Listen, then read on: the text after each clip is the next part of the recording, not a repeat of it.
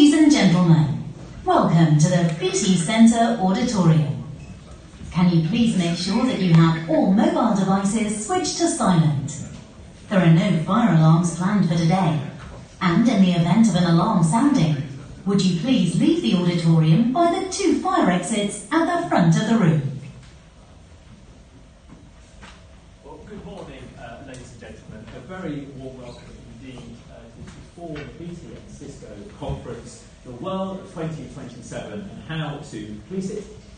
My name is Andrew. I'm the Director of Reform, which is an independent, non-party think tank whose mission is to find a better way to deliver better public services with better value for money in the UK. I'm so grateful for such a senior group of people, for giving up their Friday mornings to be with us today. Before I describe the event, just let me, on all of our behalf, thank our sponsors for today, BT and Cisco.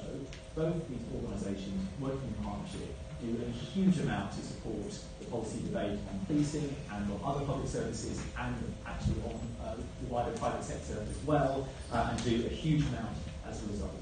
It takes a real commitment for them to do that, and Reform and other organisations benefit from that, and I really do appreciate it.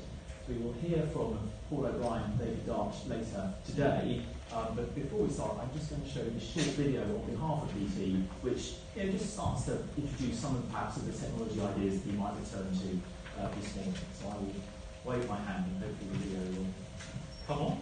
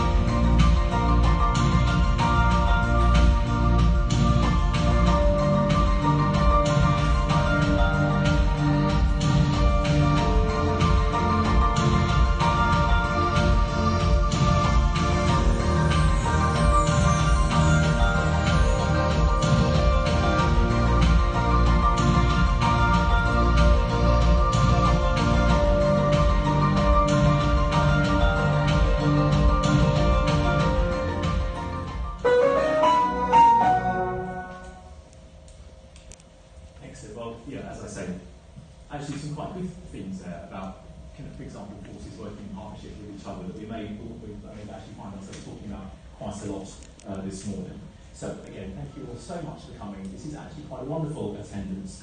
Senior people from a lot of police forces, from the Home Office and other government departments, and from their partner organisations. And I really, really appreciate it. I just hope we can capture all of this sort of energy and ideas and creativity from everybody here this morning. I also hope this may be just a little bit of a fun event, because certainly in the first part we're going to take perhaps something we don't do enough, all of us individually, which is just take you a huge step back. Take a moment and just ask ourselves, we know the world is changing, we know that the police are going to change with it, but exactly how can we just dig into that, can we reflect on that, can we educate ourselves? I think it will be actually a lot of good fun. So again, thank you so much for coming.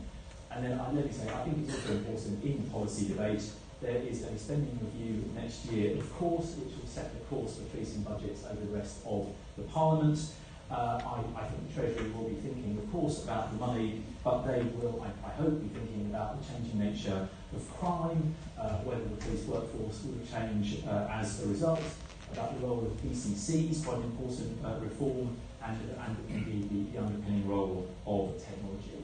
So this discussion today, as well as helping all of us, everybody here is an opinion leader in their own way, it will make a big difference to the work of our think tank reform, and we will be working closely with the Treasury on the spending review in the coming months. So I do think actually this is going to have a lot of direct impact. So again, thank you so much for your attendance and ideas today. In terms of the programme, we've split it into two, as you've got in the pink programme here. Deciphering the world of 2027 from today, why 2027? That's the kind of next general election, but one, nearly a decade away. So let's look into the future. We'll, if you like, sort of put policing temporarily to one side and look at the big trends in public opinion, in consumption, in technology, in business, and in other public services. So we'll in an hour and a bit, we'll understand the world of 2027 in much greater clarity, and then we can apply those insights to the world of policing in panel 2. There'll be lots of time for questions. Please also tweet like mad, and the tag is there for policing. I would like to thank some members of the reform team. I'd like to thank Kiefer Wilkinson and Kuna Mystery, who have put together today, not an easy task to do, and they've done it, so I'm extremely grateful. And also Rose Lasco-Skinner, who will chair our first panel. Right. That's it for me. I'm going to hand over to our first panel, and Rose Lasco-Skinner. Over to you. Thank you. Good morning and welcome to this panel, Deciphering the World of 2027 from Today. I'm Rose Lasco-Skinner and I'm a researcher at Reform. In this panel, we want to set the scene of what society will be like in the future. It's an opportunity to think about what we might expect from the next 10 years, what kind of work might we be doing, what kind of goods and services could we be consuming. We're not really talking about policing here, we're trying to imagine society in the next 10 years so that the next panel can decide how to police it. So I'm just going to really quickly introduce our speakers, and then they'll each speak for about 5 to 10 minutes, and then we'll open up the conversation to the floor. So first we have Gideon Skinner, Head of Political Research at Ipsos Mori, Gail Kent, Global Policy Lead on Law and Enforcement Surveillance at Facebook, Paul O'Brien, Director of Service, Security and Operations Research at BT, and Neve McKenna, UK Managing Director for Health at Accenture. So Gideon, please. Okay. Thank you. Okay, so thank you very much for inviting me to speak to you all this morning. I can only say that you've asked a pollster to come and talk to you about what might happen in the future, so you've only got yourselves to blame. I'm going to just briefly talk about 3 domains where we're seeing changes in public attitudes at the moment, make a kind of a general point about each one, and then a brief point about how it might apply to policing and safety. So I'm going to talk about some societal changes, some generational changes, and then changes in public attitudes towards public services. So just to get going, let's talk about some societal changes, some big socio-political changes. And I'm not going to mention the P word because populism is a very contested phrase, and exactly what you mean by it, you can get into all sorts of kind of detailed arguments that we don't need to right now. But what we do need to understand is that there is a very strong feeling, both around the world and in the UK, that the system is broken, and that it's not working for people at the moment. So 63% in the UK think that the economy is rigged for the advantage of the rich and powerful. 50% in the UK think that to solve the problems that the country is facing, we need a strong leader who's willing to break the rules. And along with that, we're seeing fragmentation and polarisation. So some stats from the States. In 2004, 65% of Republicans were more conservative than the median Democrat. So there's still sort of some overlap of around about a third. But by 2017, that had grown to 95% of Republicans being more conservative than the median Democrat. And in the UK, we're seeing this as well. The left-right divide is still important, but what Brexit has revealed, it hasn't particularly created, but it's revealed that there are a whole range of cultural divides that kind of intersect with these left-right divides on issues such as attitudes to immigration, nostalgia, crime and punishment. So there's a whole range of new divides that we need to be aware of and understand how our society is splintering. And then just sort of briefly on the police, this might be a bit too early in the morning, but I'm going to try it anyway. I'm going to ask you a question to put your hands up around trust in policing. So put your hands up if you think trust in policing is rising. Okay, hands up if you think trust in policing is falling. Hands up if you think it's staying about the same. Okay, so sort of gratifyingly, very few of you got the right answer, which is that trust in police has actually risen. So according to our Veracity Index, trust in the police to tell the truth has risen from 61% in 1983 to 74% in 2017. And actually in quite a few other European countries, we're seeing confidence in the police rise over the long term. In the US, it's kind of actually, if anything, sort of fairly similar, or if anything, rising as well.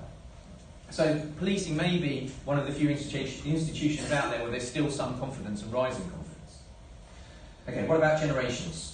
There's lots of bad research around generations, but there are some truths that we should be aware of. One of the most obvious ones is around the economy.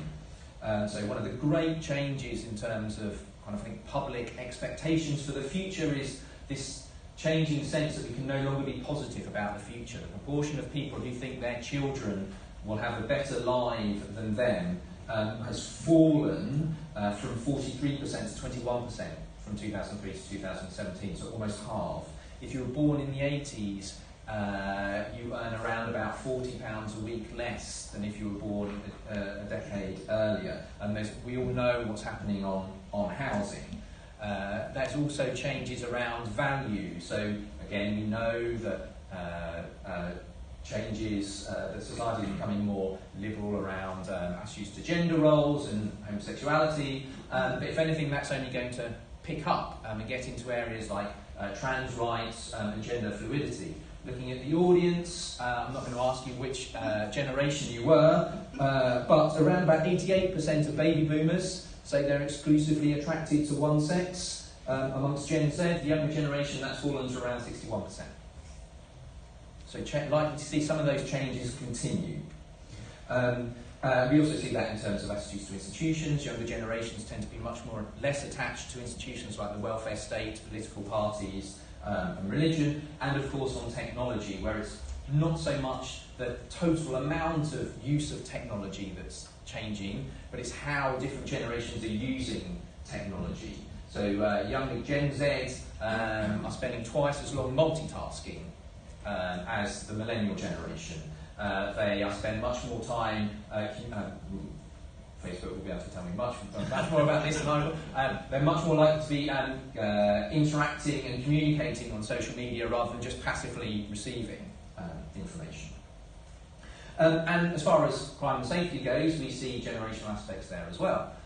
So one of the reasons why people are so pessimistic about what's going to happen for the future generations is because they're worried about global safety and around crime just as much, well, not quite as much, but almost as much as they're worried about economic impacts as well. Now we know that that's probably misplaced. If you look at the data, many risky behaviours are down amongst younger generations, less likely to drink earlier. The proportion of young people detained by police across Europe has fallen significantly. But that doesn't mean that younger generations are necessarily less risky per se.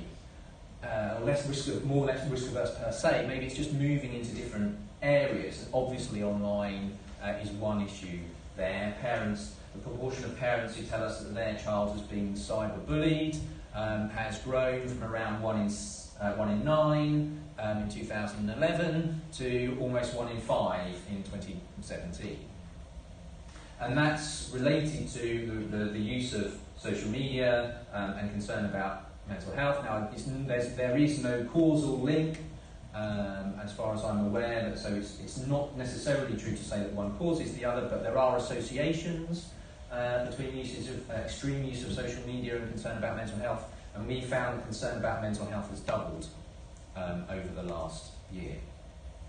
And just lastly, quickly on public services. So we've had 7 to 8 years of austerity, which actually the public has broadly been accepting of, and public services have done incredibly well to maintain levels of satisfaction. But is the public likely to be happy with another 7 years of austerity? Well, very, very unlikely to be so. And we found that the proportion who are happier with increased taxes to pay for more better services has increased from 46% to 62% over the last 9 years. The proportion of people who say they're prepared to accept less from public services in order to pay off the deficit, so the sort of wriggle room that you have has more than halved over a similar period of time. And as far as crime is concerned, we saw crime in our issues index, concern about crime, fall between 2007 and 2015, but in the last year or so it's been rising. It's the highest now we've seen since 2011. The proportion of people who think policing is going to get worse has doubled since 2007. And then you start talking about some of these new areas, which I'm sure you're going to talk about in more detail a bit later. So confidence in the police to do kind of their traditional roles in terms of responding to emergencies, maybe protecting people from terrorist attacks, is still pretty high. But only 1 in 4 people are confident that the police can deal with online crime and online threats effectively. So we've got a world where we've got concern about institutions, perhaps not the police, but is that going to be enough if wider concern about the state and the system is getting worse, where generations are going to have different worries, different values, and different implications for policing, and then of course the impact of technology and public concern for the police after many years of austerity about how they're going to be able to deal with that is going to be another big issue for you in the future. Thank you very much.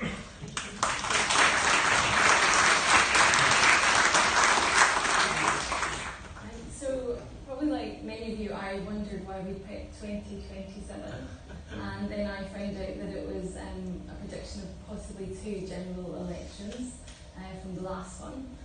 This worried me slightly because I stood for election last year, and that sinking feeling when your husband phones you up and says Theresa May's on the doorstep, I think she's going to announce a new election, is not one that I think we're going to have more than 2 in the next 10 years. That's what I'm saying. But before we go to 2027, I wanted to take you back to 1918 and somebody that I've been thinking about a lot. It's my great-great-great-grandfather.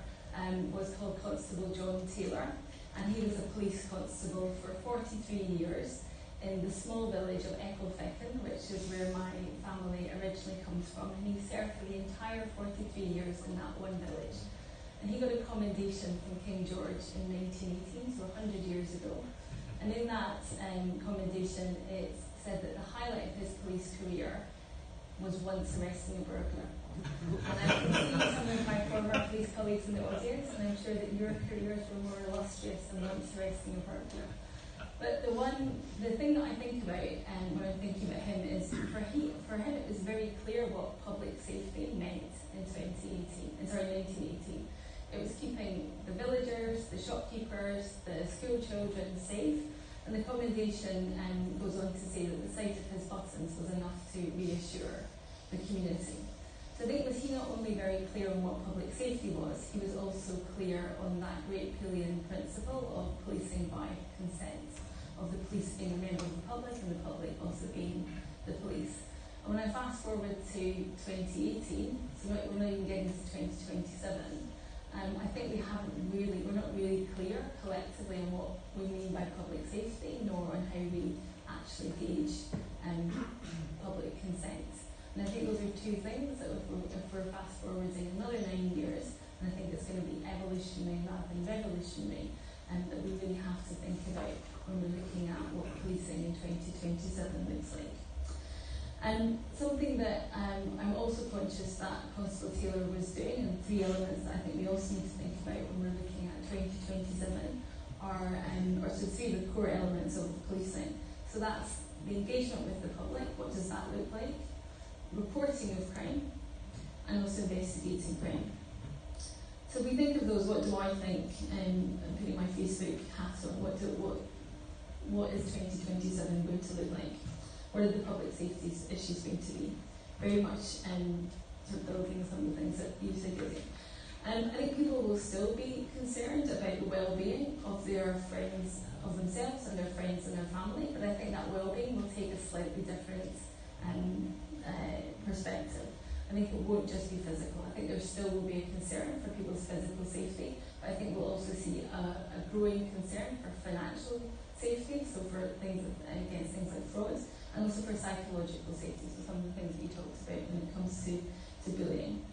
So on physical safety, I think there'll be worries about the integration of on and offline crimes, and I think that we will get away from this idea that there's an on and offline world. One of the examples that I regularly give is that when you are thinking about trying to get somewhere now and deciding which option you're going to take, you don't think, well, look on my Citymapper app or my Uber app and I'll have a virtual or a digital experience for transportation. And you don't think I'm going to go and wait for a bus and that will be a real world experience. You just want to get somewhere. And I think the same will absolutely be true of crime. We will see this integration. I think we're already seeing some indications of it. Obviously, Facebook, we've done a lot of work against radicalisation of terrorists, but we're also starting to look at what the impact of the sharing of information online has for things like violent crime and gang violence.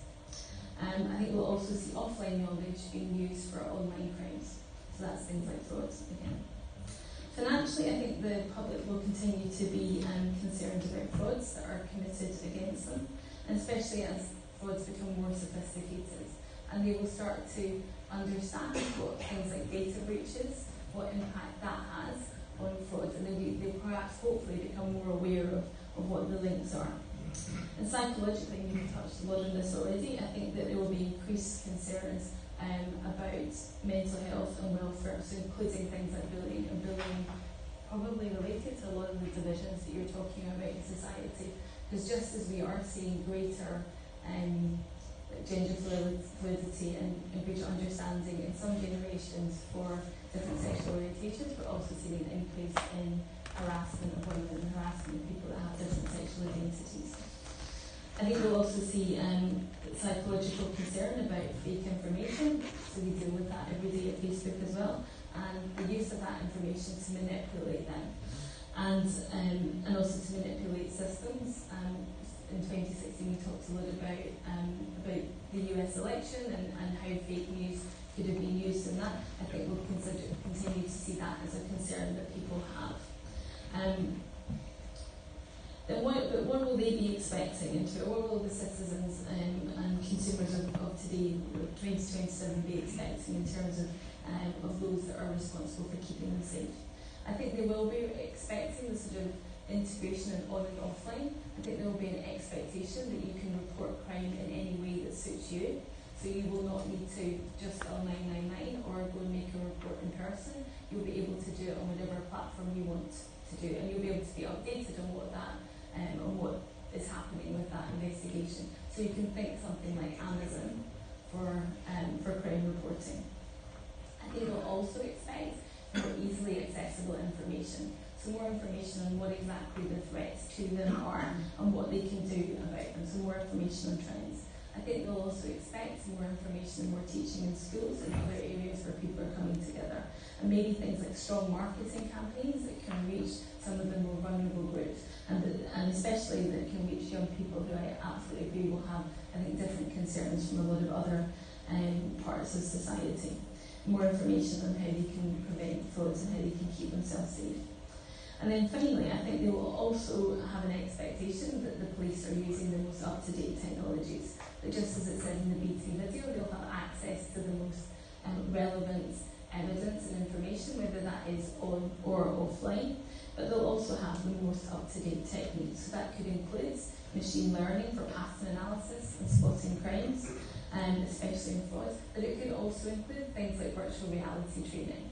We can imagine that instead of doing the sort of firearms training that people have nowadays, that perhaps the first step would be stepping into virtual reality and learning some of the skills in that way. Equally, you can imagine officers who are trained to be first response for domestic violence incidents going through that in a VR environment. And finally, who will they expect to have that responsibility for public safety and for delivering the sort of safety experience that they expect? I think that there will still be a very strong expectation, and it was interesting to hear what you said about trust in police, that there will still be a very strong expectation that government and police take the lead. But I think there will be an additional expectation that other stakeholders, that other players have a role in this and play their part. I think that will include community groups. I think we'll see more responsibility taken by on and offline community groups for explaining how people can keep themselves safe. But I think there will also be the increasing, and we're obviously already seeing this, expectation that the private sector, like financial industry, transport companies, and the internet companies should play a role.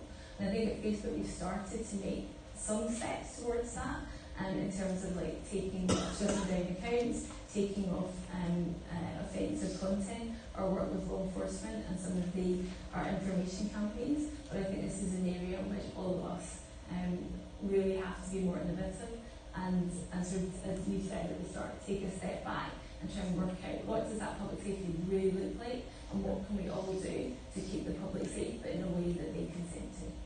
Thank you.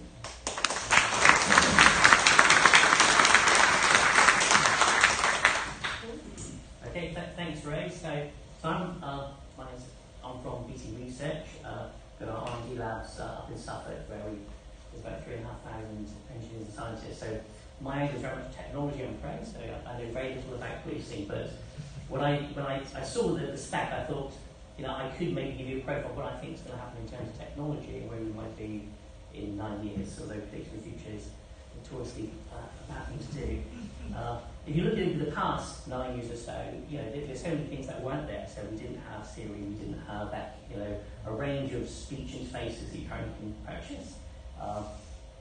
Companies like DeepMind didn't exist. Companies like Facebook are only about 10 years old. So a lot can happen in the tech sector, and it can accelerate pretty fast. And therefore, I think the challenge very much for everyone in this room, whether you're an individual, an organisation, or a business, is readiness, being agile and able to embrace technology change and make sure you and your organisation can embrace it and can make the most of it.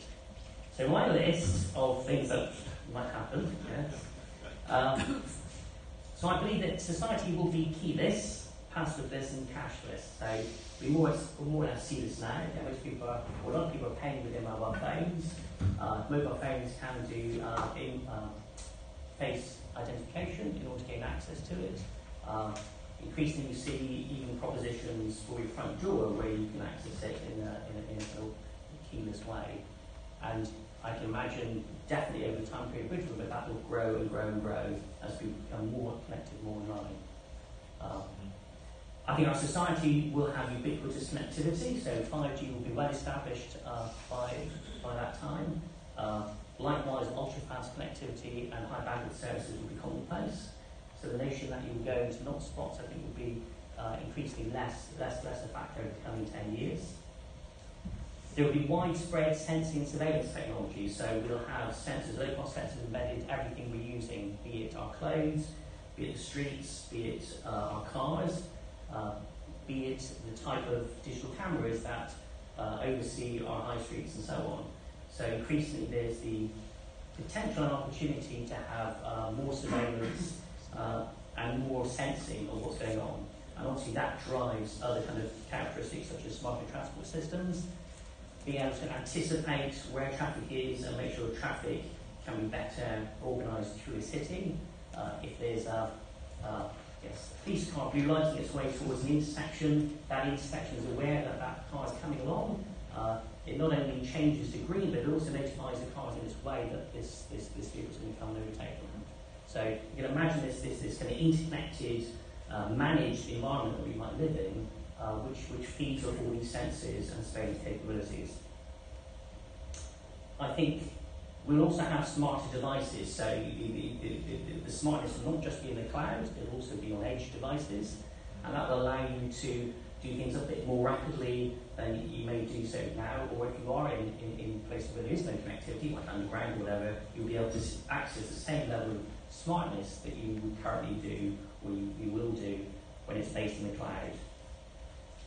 And I think also the whole area of data science and analytics will grow enormously. So the kind of insights we can extract from our data, the kind of patterns we detect, the trends that we can forecast will become increasingly more and more sophisticated.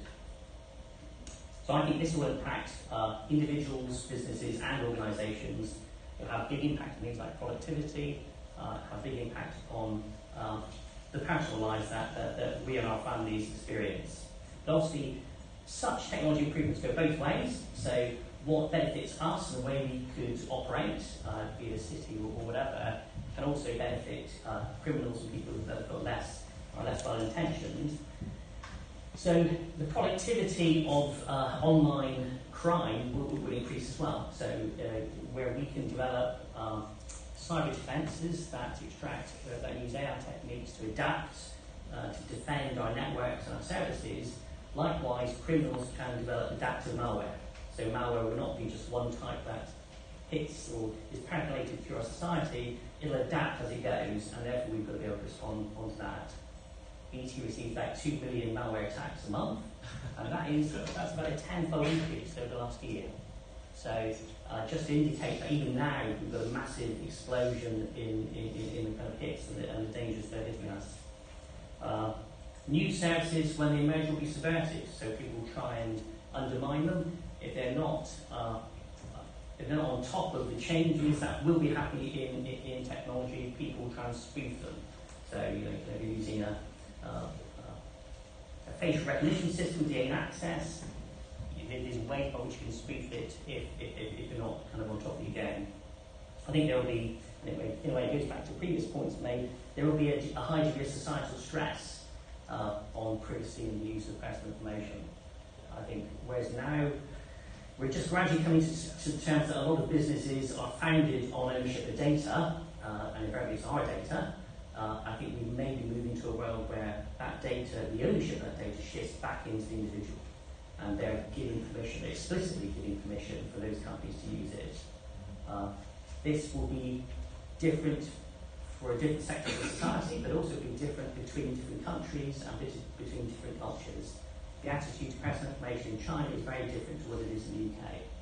And I think that is something that, I think in the global economy, is something that is worth being aware of. And I think with this growing intelligence, this ubiquitous intelligence, ubiquitous connectivity, the threats will counter the various opportunities, and that's something we need to be mindful of. So to conclude, I'd say that there will be a lot more digitisation, as we've seen in the last 9 years. There will be a lot more adoption of AI technologies and other smart technologies. They will increasingly improve in their performance and capabilities. And as I said at the very start, the challenge for us is not trying to second guess what is going to happen, it's trying to ensure that we are able and ready to embrace digitalisation and AI. Thank you.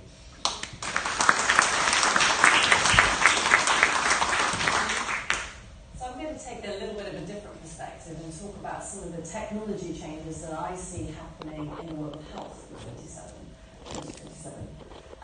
But like Paul, I felt a bit nervous actually. Step to being very explicit about how we intend to use such technology and the information that flows from that technology and the decisions such technology triggers. So I think there's a broader responsibility from government organisations, businesses and individuals to understand it's a bit more nuanced than just saying that private data and I don't need to use it. It's more of a case of what is the context for its use and how is it going to be used and potentially abused. So I've just recently been over to China where we've got a research centre. I visited an AI startup which specialises in video and image analytics.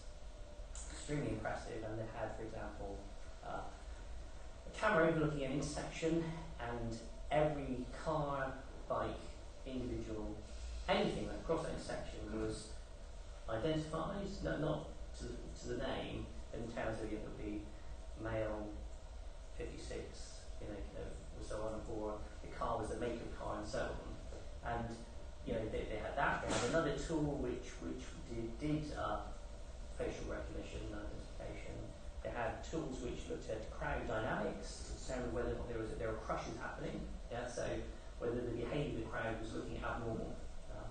And these are just generic tools. Yeah, so they sell them either as a service or as a shrink-wrapped proposition. And if police force or whatever took on board one of those capabilities, there's a responsibility, or an owner's responsibility, on that police force to understand how they intend to use it and how they explain to the individuals whose information will be captured how it's going to be used and to their benefit. And I think we need a much more sophisticated way about how we go about capturing data and doing the analytics. And I think that's really fundamental to establishing trust and also to establishing the kind of future that is possible by leveraging this technology. I'll just touch on a couple of points. I think the first one about freedoms and how can we use digital to help there. Really interesting fact, if you look again about another shift that's happening over the world in the next 10 years, is the shift from west to east. 80% of the entrance into the middle class in the next 10 years will be in Asia.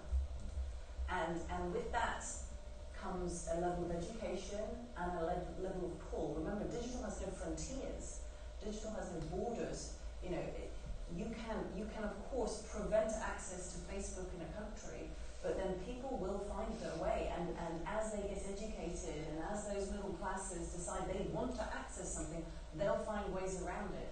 So in a way, I actually think that issue, whilst very real and present today, will get better, because I think society will change and will demand access and will demand freedoms. I think there'll be other challenges that will bring, but I do, that was just a comment that struck me there.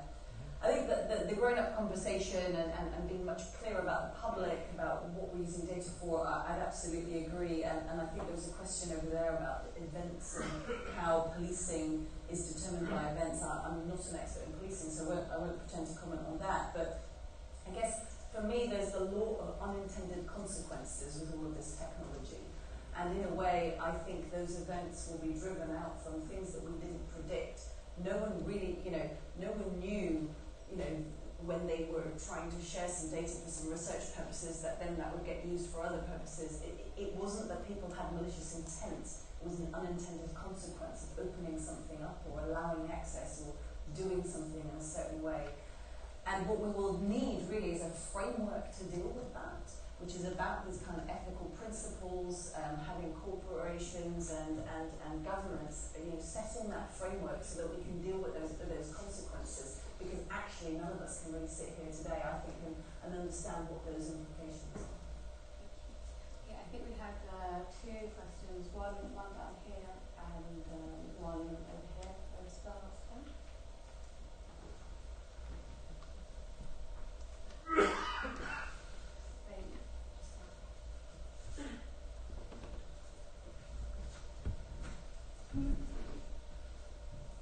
Hi, Fiona Hamilton at the Times. I just wanted to ask another question, sorry. Just drilling down into that issue about the responsibility of public companies and specifically on the issue of data sharing. As more and more crime is reported online in the future and also more and more crimes occurring online, excuse me, and people are preparing for their crimes more and more online, there's more and more evidence online, particularly on social media, about crimes. What is Facebook doing to try and accelerate the passover of the transfer of data to police forces, given there's been a lot of concern about, in particular, murder cases, terrorism cases, where material hasn't been given over? Thanks. And someone over here as well? There was, yes. Perfect. Thank you. My name is Ian Craig from Belfast. All this talk of advanced technology prompts the question about ill-judged regulation, data protection, procedure can often get in the way of practical policing. And if I can just run through a specific story which happened to me about a month ago. I was sitting having a beer in a rugby club in Belfast. I I received an urgent telephone call from a female friend of mine in Kensington. She was hysterical. Her lodger had threatened to kill her, and because of an ex-police officer from the metropolitan area, she called me in a panic when she was hiding behind the bins off North End Road. I didn't think there was going to be a great deal of complication attached to getting hold of the Metropolitan Police. So I phoned 999 in Belfast, and it was impossible for PSNI to patch me through to an emergency call with the Metropolitan Police. It took 25 minutes to get through to the Met Police. And then they had to check that I was who I said I was, whilst she was shivering behind the bins. My point is not simply to talk about this and the fact that this was an urgent assistance call, which every police officer will know you should drop everything and attend. It was the fact that because of technology, it took half an hour to get to a middle-aged hysterical female in a very prosperous area of London. Thank you. Okay, I'm just going to ask everyone to sort of answer the questions and then wrap up. So, Lee, if you'd like to start. Well, I think I'll just pick up on that last one, which I think about the ill-judged regulation or technology, which I think echoes my point about the unintended consequences of technology. And I guess in a way, for me, technology shouldn't be the reason that that's happened. I think technology doesn't have to. Certainly, there are advances in technology that I can see mean that we shouldn't have these borders and barriers. And actually, in a way, some of that is a failing of what's got us here, as opposed to where we will go from here. But I think your point on regulation is a good one, and it is very, very hard because you look at things like GDPR, which actually is a pretty sound piece of thought leadership around data protection. But then as you got to implementation, then there was a whole question of, well, hang on a minute, if you can choose to be remove yourself from the data, how does that work with things like blockchain, where it's uneditable? So, the point is, it takes so long for regulation to get in place that often it's out of date or hasn't anticipated a technology advance that is about to come. And that, I think, is where we have to hold companies to account and hold the weight of public opinion and use the force that we have, because all of these companies, these tech companies, data and usage is their lifeblood, and if that gets turned off, I'm sure perhaps Facebook would have done stuff regardless, but when you get a huge weight of public opinion, it adds a real focus to doing things. So we have to stand up as individuals, as consumers, as patients, as citizens, and as victims of crime, and demand that people deal with things more promptly, because I don't think we should wait for government. Okay, so I agree with you. I think it's I don't think the technology is necessarily a bad thing. I think the issue is the policies and the regulations and how we actually implement it. I think obviously legislation tends to always lag technology development and innovation, and therefore that's always a continuous challenge with legislation. My key points on kind of closing would be that I think the onus is on organisations, businesses to take control of new technology. They need to not believe that third parties are going to provide solutions which are going to resolve the problems. They need to be smart procurers. They need to understand what things like AI, robotics and all that, what that means and how they can get best use from it. They should look seriously at their digital strategy and how they actually are capturing their data, what the quality of the data is, whether it's biased, whether it can be used in apps and so on, because fundamental to most of these technology we talk about is that data infrastructure, and if you haven't got that, then you're not going to exploit this technology.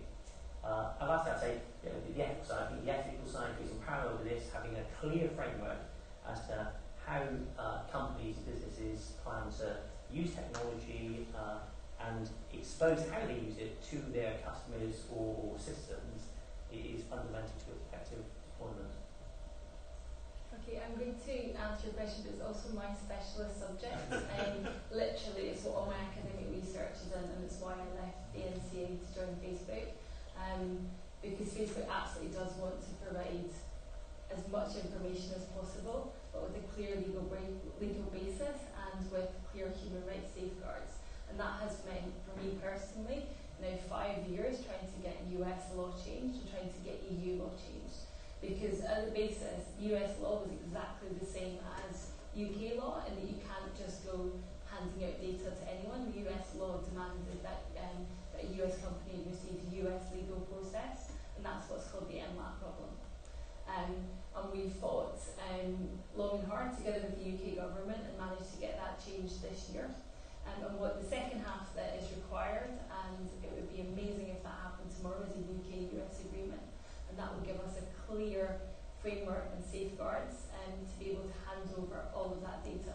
What happens at the moment now is as soon as something like that happens, we actively reach out to the force and we will engage with them. But I can go through like loads more detail because seriously this is something that I'm incredibly passionate about and that I and others have been pushing long and hard for a long time. Thank you.